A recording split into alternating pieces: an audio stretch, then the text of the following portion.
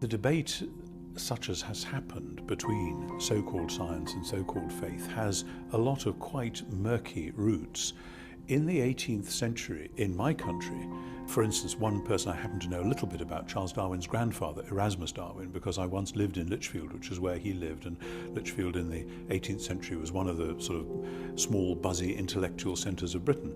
And those guys were already exploring their scientific experiments within basically what I've called an Epicurean universe. And as I say, in Epicureanism, God and the world, or the gods and the world, are a long way apart. God is not involved in the world, if there is a God, and so we just have to explore the world as it is. That goes with the philosophy called Deism, where you have an absentee landlord God. The 18th century was a way of simplifying certain questions. Right, God's out of the mix, now we can just do our experiments.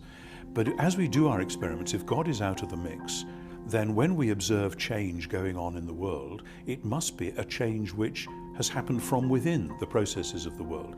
When Charles Darwin went on his boat off to the Galapagos and studied these things and those things and finches and turtles and goodness knows what, that was fantastic and extraordinary and mind-blowing, but the philosophical framework within which he interpreted that was one that his grandfather had been working on 2 generations before, and so had lots of other people. The idea that God was out of the picture and what you had was evolution, development, of an explicitly godless kind, a God out of the picture kind. The problem is that in America, even more than in Britain, and it was quite true in Britain as well in the 19th century, the deism of people like Thomas Jefferson and so on had split off God from the world for political reasons.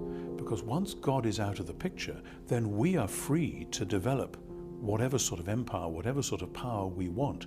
Sadly, the church colluded with this, because the church basically treated Christianity as a sort of escape from this world off to this distant God. And you have that in spirituality, which is not anchored and earthed in social reality. And you have it in a soteriology, a theory of how you get saved, which is that you leave this world and you go off to be with that God.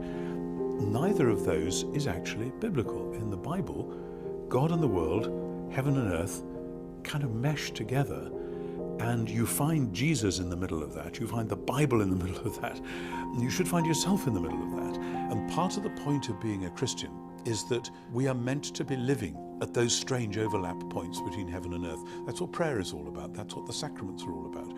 That's what actually ministering to the poor in Jesus' name is all about. As Jesus himself said, if you do it to the least of these, you do it to me. There's a sense of overlap. And that actually makes life much more complicated.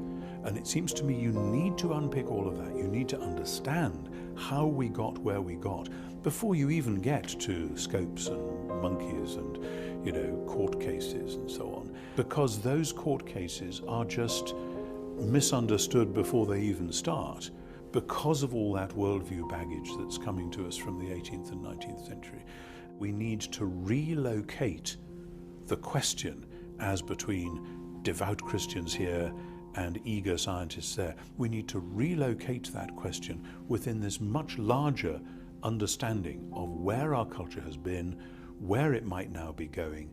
Otherwise, it'll be a dialogue of the deaf, or a battle in the dark, as it were.